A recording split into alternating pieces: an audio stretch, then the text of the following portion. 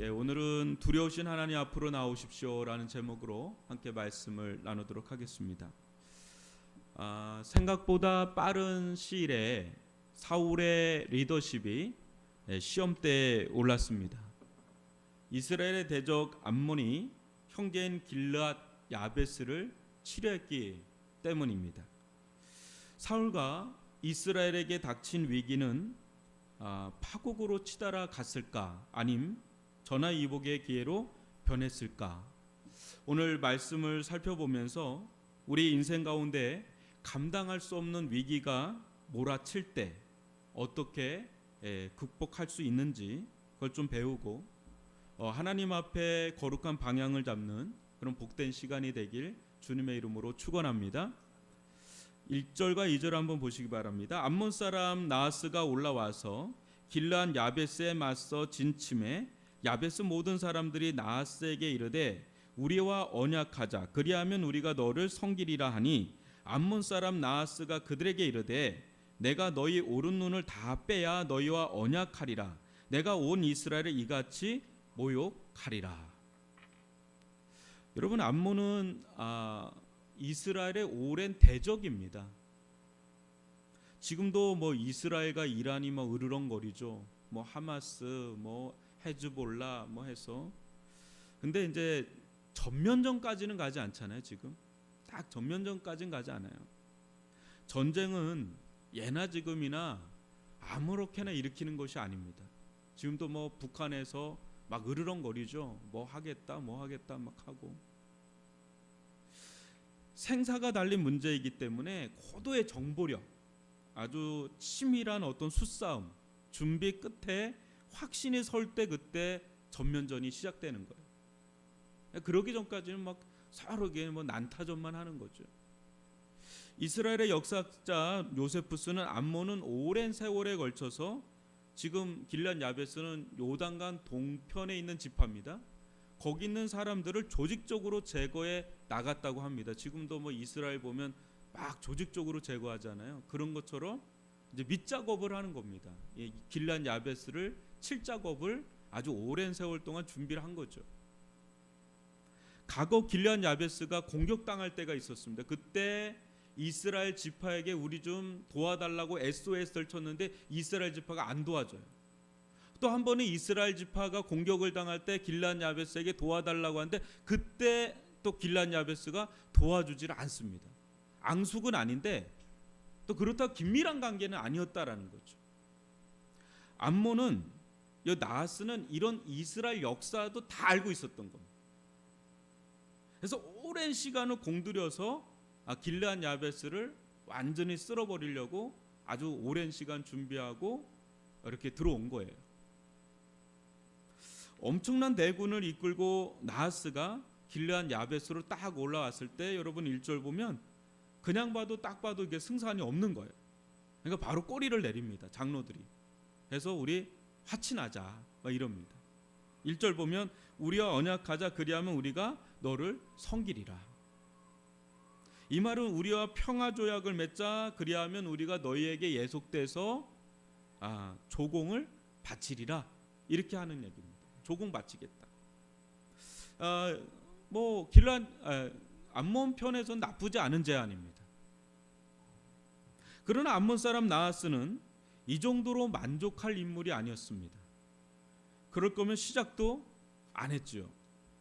그는 보다 큰 야망과 계획이 있었던 사람입니다. 그래서 뭐라고 답변하냐면, 내가 너희 오른 눈을 다 빼야 너희와 언약하리라.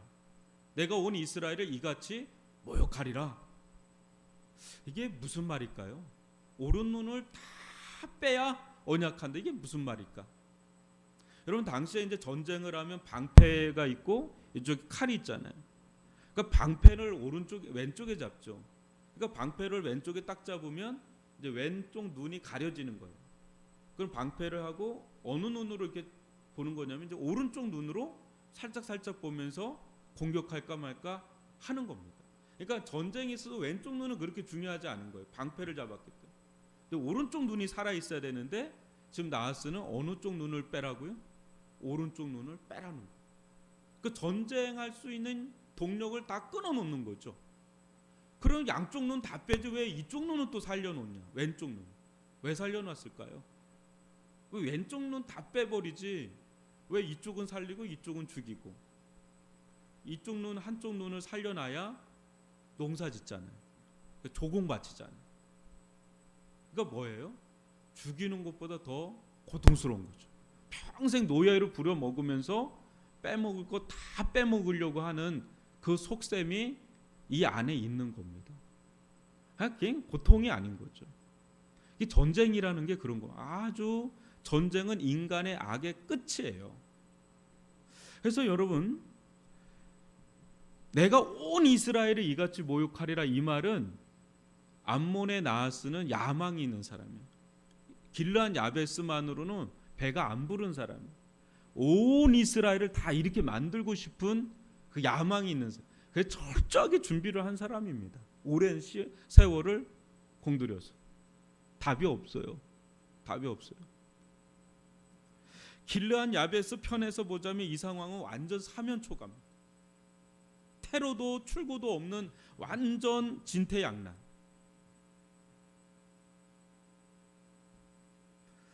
여러분, 우리들 가운데 이런 상황에 내몰린 적 있나요? 완전 진퇴양난, 완전 사면초가. 진짜 이렇게 쪼여도 이렇게 쪼일 수가 없는 그런 상황으로 몰고 가는 그런 거를 여러분 경험한 적 있으십니까?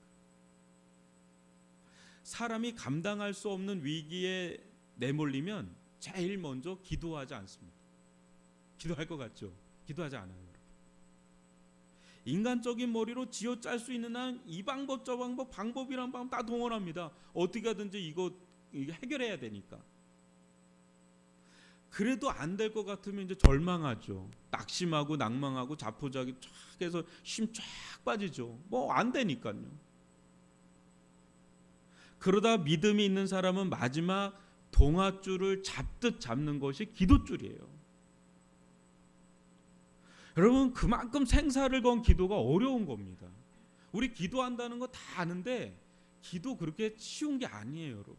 이렇게 기도자리 나오는 거 이게 습관이 되고 훈련이 된 사람은 되지만 안 되는 사람은 아주 그냥 벼랑 끝까지 가도 안 될 때가 있어요. 기도가. 그 전에 막 이것저것 이제 막 합니다, 우리가. 그거 다 해봐도 안 될 때 이제 마지막으로 이제 두 손 두 발 다 드는 게 기도입니다. 기도자리에 앉는 것도 여러분 어렵잖아요. 이렇게 무슨 큰 기도 제목이 있으면 너무 마음이 눌려버리고 또 이거 어떻게든지 해결해야 되겠다고 막 뛰댕기고 막 그러다가 안 되다가 마지막에 앉는 자리가 기도자리라고 했는데 기도하는데 별 수가 없는 거예요. 아무리 기도를 해도 하나님이 묵묵무답일 때가 있어요. 하나님 너무하시다. 하나님 살아계신 거 맞나? 내가 이렇게 애달복달 주님 앞에 매달려서 간구하고 기도하고 막 금식도 하고 통곡도 하는데 아무런 역사가 일어나지 않을 때 심장이 쪼여와요. 창자가 쥐어찐단 말이죠. 그런데도 하나님은 막 그냥 가만히 계신 것 같은 그런 막막함이 막 몰려올 때 기도할 힘도 쫙 빠져요. 기도한들 뭐하노? 안 되는데. 근데 그럴 때가 있거든요. 그러면 또 일어납니다. 스멀스멀 또 이 방법 저 방법 찾아다니고 이 사람 저 사람 찾아다니고 왜? 그거 해결해야지 사니까. 근데요, 하나님은 절박한 기도를 하지 않으면 안 되는 상황으로 몰고 가시는 거예요. 해도 안 되는 정말 너무하다 싶은 길로 끝까지 밀고 나가시는 거예요. 흔한 일은 아닙니다. 지금 길르한 야베스도 매일 이런 게 일어나면 못 살죠. 근데 결정적일 때 이런 일이 한번 딱 일어난 겁니다. 하나님은 왜 길르한 야베스를 이렇게 사지로 몰아가나? 왜 그렇게 하실까? 또 우리 인생 가운데 또 교회 가운데 하나님께서 마치 사지로 몰고 가는 때가 있어요. 왜 그렇게 하시나? 길은 하나죠. 뜻은 하나죠. 하나님만 의지하도록, 하나님만 매달리도록. 그게 생각처럼 쉽지 않아요, 여러분.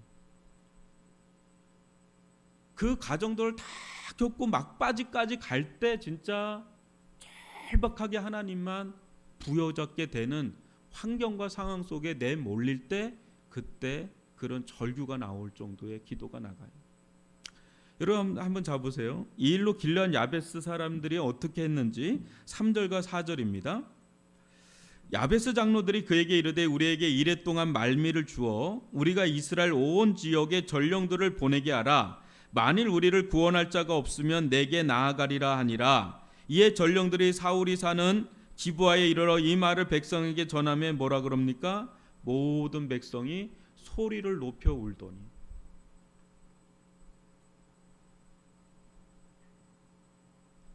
여러분, 이런 상황에서는 우는 것밖에 없어요.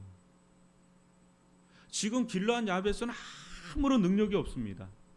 그렇다고 이스라엘도 오합지졸이에요. 물론 지금 사울이 왕이긴 한데 지금 왕인 사람이 뭐 하고 있냐면 농사 짓고 있어요. 아직 정규군도 없고 뭔가 이스라엘 나라로서 체계가 전혀 잡혀있지 않는 그런 때란 말이죠. 정확하게 나아스는 알고 있는 거예요. 이때 딱 쳐야 그냥 칠 수 있다. 그러니까 그냥 야베스 장로들도 엉엉 울고, 그걸 듣던 형제지간이거든요. 그나마 기브아가. 근데 거기 그래서 사울이 있었다는 게 놀라운 하나님의 은혜고 섭리인데, 기브아 사람도 그냥 우는 거밖에 없어요. 할 게 없어요. 할 수 있는 것도 없고.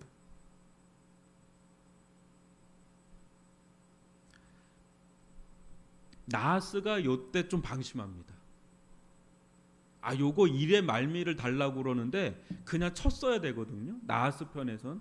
근데 일의 말미를 달라고 하니까 그럼 한번 해봐라. 일주일 동안에 누가 구원할 자가 나오겠어요. 지금 딱 봐도 정보가 다 새가지고 다 훤히 알고 있는 상황인데 일주일 줘봤자 니네들 구원할 자 없어 하고 그거를 승낙을 해줘요. 근데 그게 독약이 되죠. 그 이스라엘에 살아계신 하나님이 계시다는 것을 몰랐습니다. 아무리 길르앗 야베스가 우습게 보이고 이스라엘이 우습게 보이고 그래도 이스라엘 가운데 살아계신 하나님이 계시다는 걸 이는 몰랐습니다. 인간적인 셈법과 인간적인 계산으로 이거 좀 일주일 줘도 상관없다. 어차피 일주일 지나면 온 저녁을 다 내가 오른눈 다 빼버릴 수 있는 자신감이 있었던 거예요. 그러는 사이에 이스라엘은 뭘 하냐? 하나밖에 없습니다. 그냥 울부짖기 시작하는 거죠. 근데 여러분 성경에서 한번 여러분들이 출애굽기를 봐도 그렇고 사사기를 봐도 그렇고 시편을 봐도 그렇고 어느 말씀을 보면 하나님의 백성, 하나님의 자녀들이 울기 시작하잖아요. 그때는 곧 하나님의 역사가 나타나는 때로 이어져요. 항상 그래요. 우리가 울지 않아서 그렇죠. 부르짖지 않아서 그렇지. 우리가 부르짖고 울기 시작하잖아요. 그러면 하나님은 마음이 약해지세요. 마치 아기가 막 울면 그 부모 입장에서는 그 마음이 찡하고 그냥 마음이 아프잖아요. 약해지잖아요. 그래서 막 얼르고 달래고 막 이런 것처럼 구약부터 신약을 이렇게 보면 하나님의 백성들이 하나님의 교회가 어떤 중대한 사안이 왔을 때 막 엉엉 우는 거야. 그냥 뭐 할 수 있는 게 없으니까 이 방법 저 방법 이 사람 저 사람 해봤자 소용도 없고 그냥 엉엉 울기 시작하면 부르짖기 시작하면 하나님은 불쌍히 여기사 기억하시고 그 고통 소리를 들으시고 그 울부짖는 소리 들으시고 그때 역사를 합니다. 그래서 여러분 우리가 기도할 때 뭐 엄청나게 유창한 기도가 아니에요. 이런 때는 굉장히 원색적인 기도예요. 하나님 우리 불쌍히 여겨달라. 하나님 우리 긍휼히 여겨달라. 뭔 기도를 더 하겠어요. 어느 때는 그 기도도 안 나요. 아버지밖에 안 나오죠. 아버지. 그 한마디 속에 다 담겨 있잖아요. 그 한숨 소리, 그 근심, 염려, 걱정, 답답함, 막막함, 이거 길이 되겠나? 이거 뭐가 일어나겠나? 그게 다 녹아 있는 게 아버지라는 말 한마디에 다 들어가 있고요. 다 아버지요.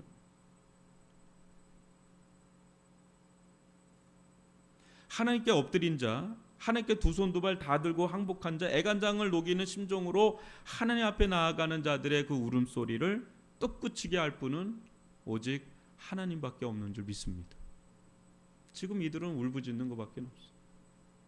이때 하나님께서 어떻게 역사하시는지를 5절로 6절 한번 보세요.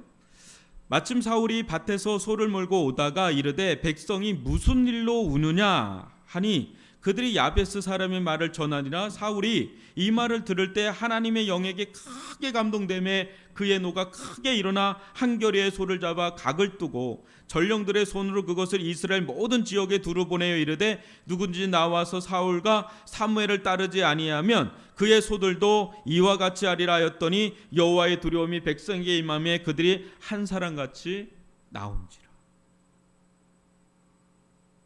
야베스 사건의 전말을 들은 사울은 갑자기 하나님의 영 성령에 크게 감화 감동되었습니다. 그때 거룩한 분노가 심령에 크게 일어났는데 이 노는 개인적인 감정이 아니었습니다. 하나님의 진노하심이 그에게 이입된 거죠.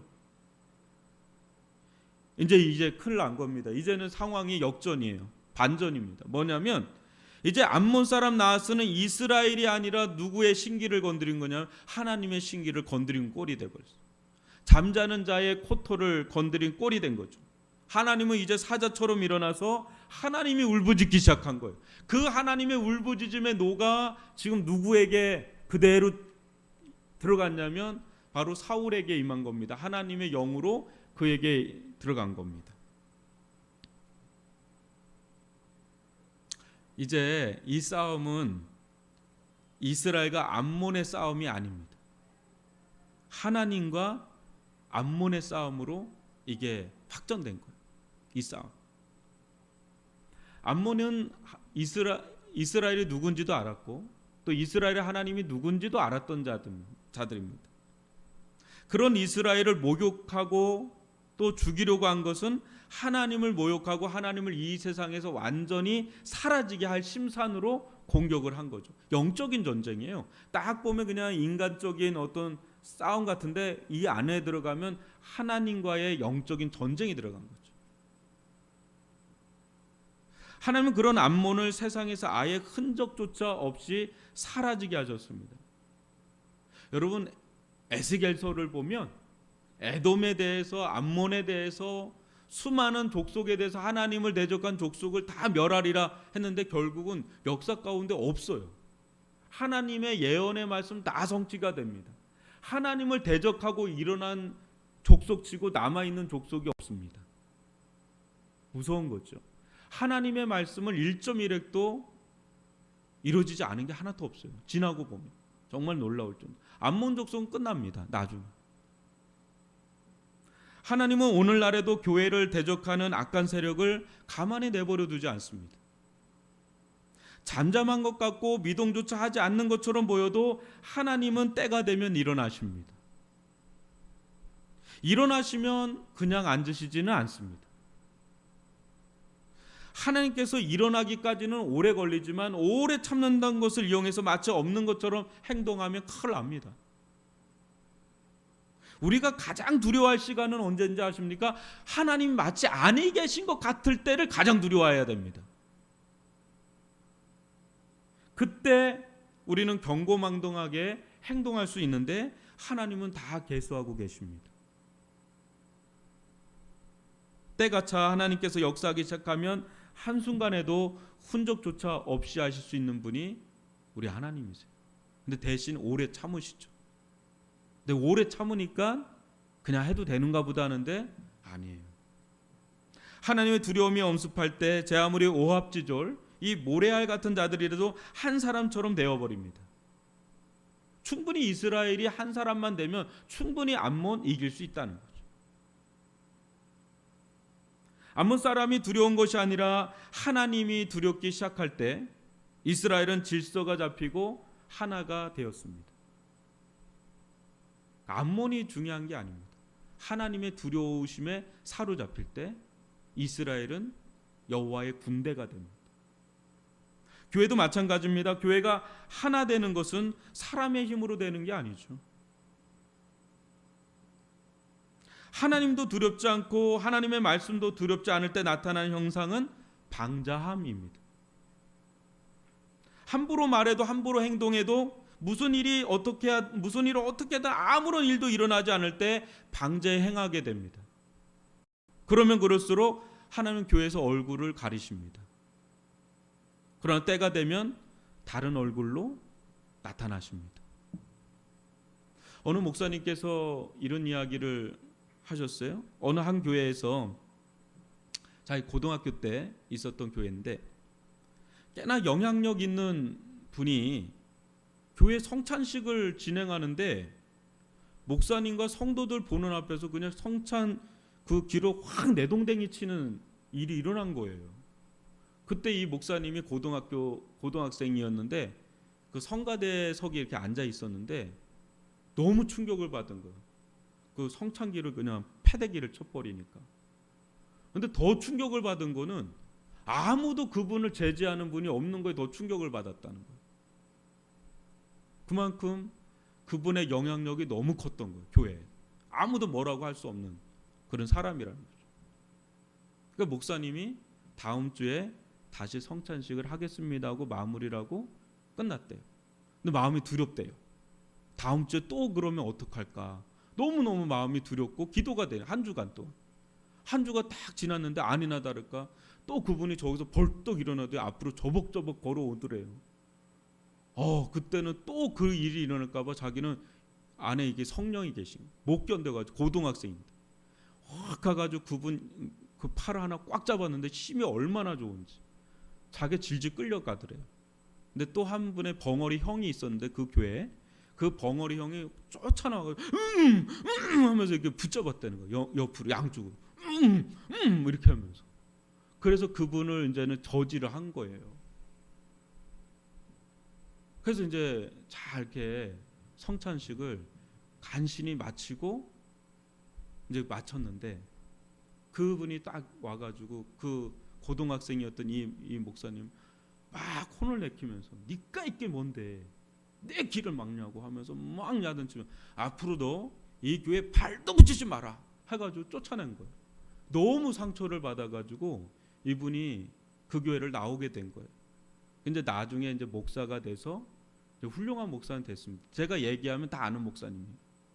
그렇게 되셔가지고 이제 방송을 탄 겁니다.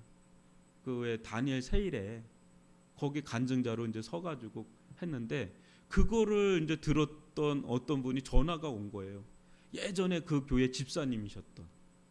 그 전화 오더니 엉엉 울더래요. 미안하다고. 내가 그때 집사인데 어른들이 제 역할을 못하고 그 일을 못해줘가지고 너무 미안하고 너무 회개가 된다고 막 울면서 회개의 눈물을 그렇게 흘리더래요. 이 목사님이 뭐 지나간 일이니까 괜찮습니다. 저는 하나님께서 저를 많이 위로해 주셨습니다. 뭐 이렇게 좀 다독거리는 통화를 하는데 그분이 이제 하시는 말씀이 그때 그 내동댕이 친 분 있잖아요. 그 후에 교회 어떻게 됐습니까? 물었을 거 아니겠어요? 그 내동댕이 친 분이 몇 개월 뒤에 다락방에서 내려오다가 발을 헛디뎌 가지고 목이 부러져서 죽었대요. 그리고 그 동조했던 두 분이 있는데 그분들도 거의 급사하다시피 몇 개월 사이로 세 분이 그냥 그러면서 그 교회 가운데 하나님의 두려움이 확 엄습하면서 회개가 일어났대요. 그러면서 그 교회가 변화가 일어나는 거죠. 여러분, 그래서 그분이 기도를 했대요. 하나님, 너무 은혜를 많이 주시니까 제게 왜 이렇게 은혜를 많이 주십니까? 어느 날 기도를 하는데 그때 네가 성찬식을 지켜주지 않았냐? 내가 너무 사랑하는 성찬식을 네가 지켜주지 않았냐? 내가 그걸 기억한다. 네가 교회를 사랑하고 교회를 지켜주지 않았냐? 그 생각을 딱 들게 하시면서 하나님이 교회를 얼마나 사랑하시는지 또 성찬하는 예식을 얼마나 사랑하는지를 그때 깨닫게 하더라고요. 자기 엄청 무서웠대요. 그분 팔 붙잡을 때. 근데 이건 아니다라고 생각을 해가지고 딱 그거를 지켜준 걸 하나님이 그걸 기억하시고 네가 진짜 교회를 사랑하는구나. 네가 나의 성찬식을 지켜줬구나. 그걸 기억하게 하십니다.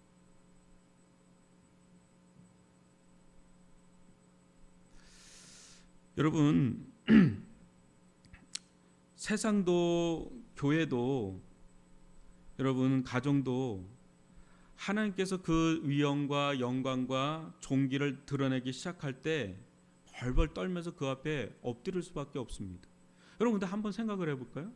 그 성찬기를 내동댕이 친 분 어떻게 그 일을 할 수 있었을까요? 갑자기 그러진 않았을 거죠. 아무도 그 사람이 얘기하면 아무도 뭐라고 할 수 없는 분위기의 교회. 그걸 알기 때문에 그런 거예요. 목사도 함부로 할 수 없고 누구도 함부로 할 수 없는, 자기가 왕이고 자기가 주인이고, 그러니까 아나 무인격으로 그렇게 하니까 그 짓까지 한 거죠. 하나님은 근데 그분을 계속 참으신 거죠. 근데 결정적인 때가 왔을 때 끝내는 거죠. 하나님은 살아 계십니다. 답답하고 이게 뭐가 되겠나 싶어도 하나님 살아 계신 거 맞나? 그럴 때가 한두 번이었겠습니까? 근데 하나님 때가 되시면 하나님은 나타나십니다. 여러분, 오늘날 우리들이 가장 심각한 문제 중에 하나는 여러 가지가 있죠. 근데 하나님을 두려워하지 않는 겁니다. 오늘 한번 우리들의 신앙을 한번 점검을 해보자고요. 하나님을 두려워하는 마음이 여러분들 안에 서슬프르게 있는지 한번 생각해 보세요. 우리가 하나님을 생각할 때 그저 좋으신 하나님을 생각합니다. 교회를 생각해도 자선단체처럼 그냥 아무런 두려움이 없는 좋은 교회, 착한 교회. 아무리 교회 욕을 해도 아무런 일도 일어나지 않는 힘도 없는 교회. 천덕 뿌리기 같은 교회. 이런 교회에서 아무리 하나님 말씀을 전해도 전혀 그거에 대해서 두려움도 없는 그런 말씀으로 되어버린 그런 교회. 실제 우리들은 오늘날 하나님과 하나님의 말씀에 대한 두려움이 상당히 많이 상실됐습니다. 남들이 교회를 욕할 때 수도 있죠. 그죠? 세상이 교회를 욕할 수도 있는데 어느 때는 세상이 교회를 욕하거나 교회 안에서 방자에 행하는 일들이 일어날 때 화가 나야죠. 어느 때는 분노가 일어나야죠. 어떤 분노요? 그냥 개인적인 분노가 아니라 거룩한 분노가 일어나야죠. 하나님의 하나님 되심을 인정하지 않고 하나님의 하나님 말씀을 인정하지 않는 거에 대해서 가감하게 일어날 땐 일어나야죠. 근데 천덕꾸러기처럼 되고 뭐라고 그래도 아무런 힘도 없고 말도 못하고 이렇게 돼버리면 세상에 어떤 영향력을 미칠 수가 있겠습니까? 건강한 교회, 살아있는 교회, 은혜가 넘치는 교회는 놀랍게도 사람보다 하나님을 더 두려워합니다. 사람 눈치 보기보다 하나님 눈치 본다고요. 사람의 말보다 하나님 말씀 더 두려워한다고요. 어떤 일이 있고 어떤 사건이 있으면 여러분 하나님을 바라봅니까? 하나님의 음성이 하나님의 뜻이 뭔지를 더 두렵고 떨림으로 받아들이냔 말이에요. 어떤 사람에 의해 그 사람의 말에 거기에 막 휘둘려가지고 거기에 전전긍긍하고 그렇게 야비하게 굴고 그렇게 비겁하게 가고 그러면 계속 그 교회는 그냥 작용화되는 거 계속 기울여져 가는 거죠. 근데 그러한 때 하나님은 어떤 뜻을 가지고 계십니까? 하나님 우리에게 어떤 길을 인도하여 가시는 겁니까? 엎드리고 울부짖고 부르짖고 하나님의 말씀이라면 순종해서 가야죠. 그래야 교회가 교회다워지고 말씀이 말씀되고 하나님은 그렇게 교회를 그렇게 생각하고 말씀을 높이는 그런 교회에 하나님의 역사가 나타나지요. 여러분 예수님의 이 말씀을 한번 생각해 보세요. 마태복음 11장 16절로 17절 보시면 이 세대를 무엇으로 비유할까? 비유하건대 아이들이 장터에 앉아 제 동물을 불러 이르되 우리가 너희를 향하여 피리를 불어도 너희가 춤추지 않고 우리가 슬피 울어도 너희가 가슴을 치지 아니하였다 한가 같도다. 예수님 시대에도 예수님 하나님의 아들 이분보다 더 대단한 분은 없잖아요. 예수님이 와서 아무리 피리를 불어도 아무리 슬피 울어도 아무런 반응이 없는 세대. 그 세대는 소망이 없는 세대예요. 근데 반면에 이사야서 66장 2절 보면 나 여호와가 말하노라. 내 손이 이 모든 것을 지었으므로 그들이 생겼느니라. 물은 마음이 가난하고 심령이 통회하며 내 말을 듣고 떠는 자 그 사람 내가 돌보려니. 내 말을 듣고 떠는 자 그 사람은 내가 돌보려니. 하나님의 말씀을 듣는데 이게 바로 떨리는 거예요. 거기는 그 사람은 하나님 돌봐주신다는 거예요.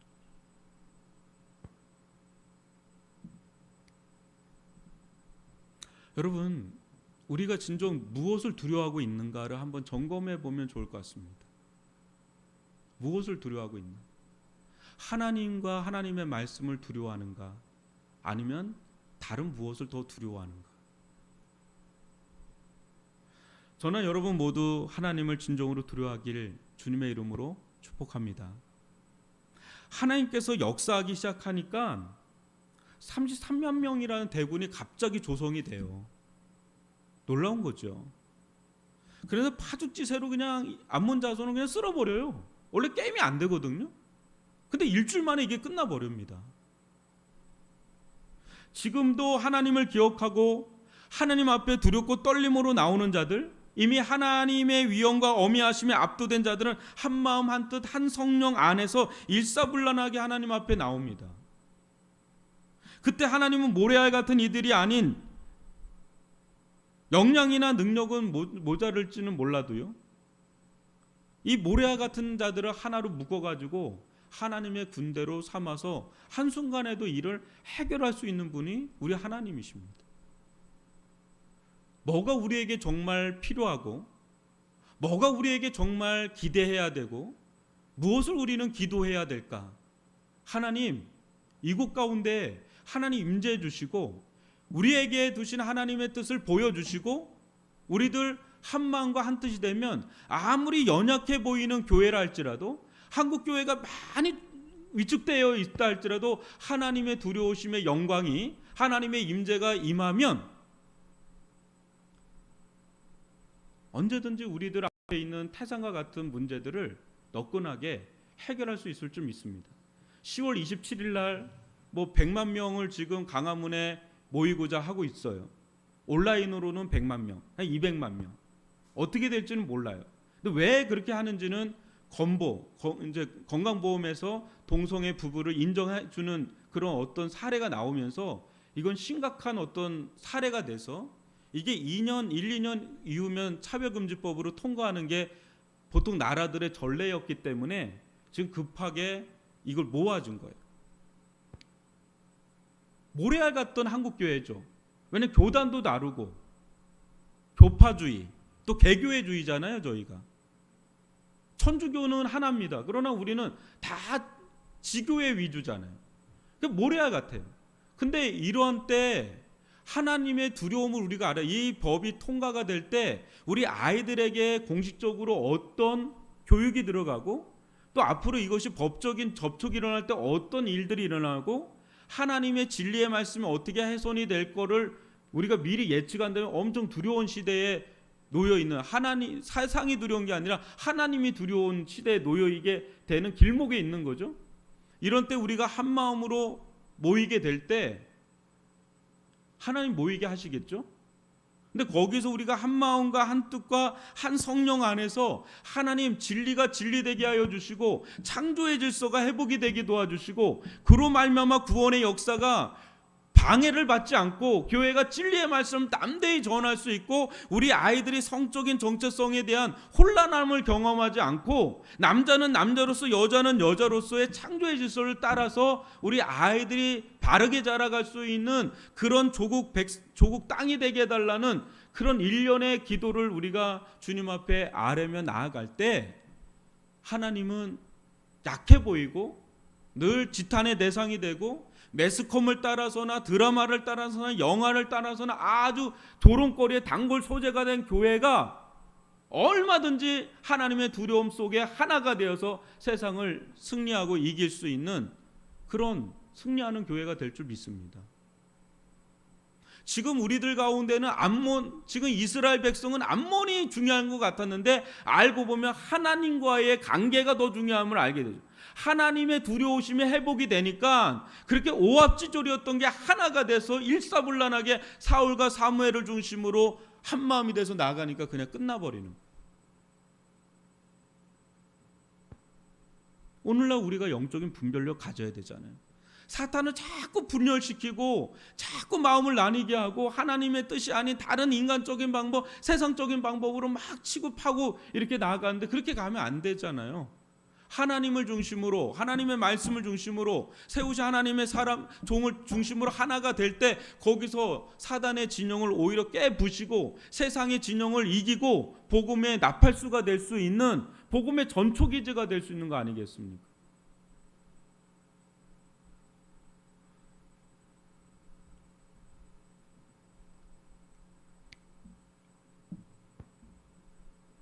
여러분, 생각보다 우리 앞에 놓인 문제는 큰 문제가 아닙니다.